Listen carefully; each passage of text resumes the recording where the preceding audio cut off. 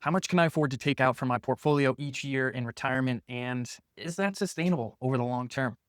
Two very good questions, and two big questions that we help folks answer here all the time. Usually, before someone retires, and they want help contextualizing, and they want help answering the decision of whether or not they can afford to do that. Luckily for us, Morningstar puts out a research piece each year that specifies, based on their research, what is a safe portfolio withdrawal percentage for that year. And in the year of 2026, that number is 3.9%. Morningstar has done this study for the last couple of years. The number changes each year based on forward-looking market assumptions, past market performance, future inflation rates. In 2022, 2023, inflation was pretty high, so that impacted the numbers. Over the last couple of years, it's been between 3.3 and 4%. So, right around that range has been a good, safe portfolio distribution rate to start with. Morningstar specifies that the 3.9% is for the set and forget it type person who wants a set 3.9% distribution rate for their 30-year retirement. Putting that into practice usually doesn't work that way. We see fluctuations both up and down in pretty much every year. But again, it's a good place to start with that 3.9%.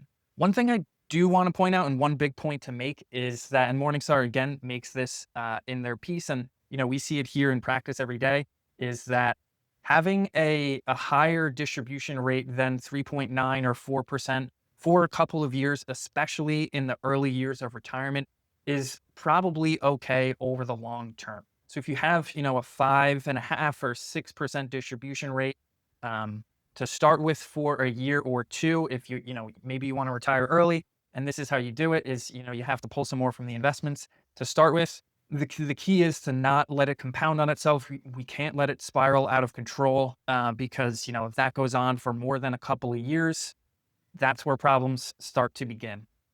So just because, we start out with a 5% or 6% pull rate doesn't mean that that's going to continue for 5+ years and, well into your 70s and 80s. That can't continue. That is not a sustainable trajectory. Another thing that's very important is the composition of your income sources. Do you have guaranteed income above and beyond Social Security? Because if you do, then, maybe you can afford to run through the portfolio a little bit earlier.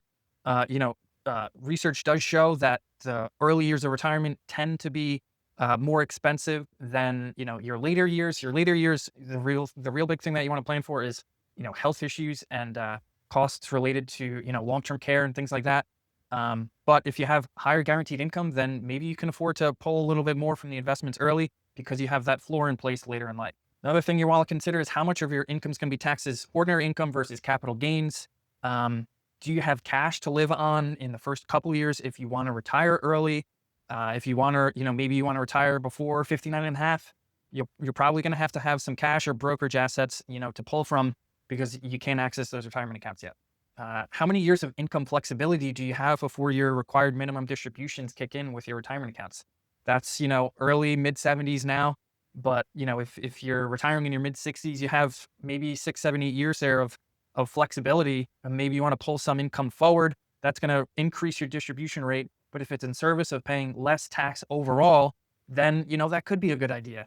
Another thing we see often is a higher distribution rate in service of delaying Social Security and getting, again, that income floor increase. The longer you defer Social Security, the higher your guaranteed income is going to be over the course of your life. I realize that I'm asking a lot of questions here, not really providing a ton of answers. And, that's because without digging into your specific circumstances or your specific situation, it's impossible to answer these questions. So again, thanks to Morningstar for giving us something to aim for. That 3.9% starting portfolio distribution rate is a good place to aim for. And, that might be enough for you. If you say, I'm under 4%, I'm good to go.